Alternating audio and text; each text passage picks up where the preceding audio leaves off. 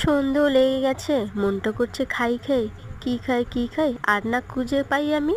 তাই তো খুঁজে পেয়েছি শম্পাপুরি। আমার কাকা গিয়েছিল বালুরঘাটে মেলাতে, লোকনাথ মেলাতে। সেই মেলা থেকে কিনে এনেছে শম্পাপুরি। তাই সবার সামনে একটু আনবক্সিং করি, তো সেই জন্য বাচ্চারা একটু খুশি হবে, সে খুশি করার জন্য ভিডিওটি করা।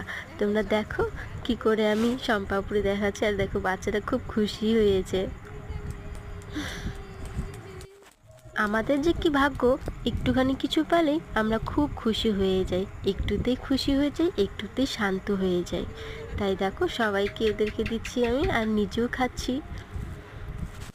ভালো লাগলে প্লিজ চ্যানেলটিকে সাবস্ক্রাইব করবেন, লাইক করবেন, কমেন্ট করবেন।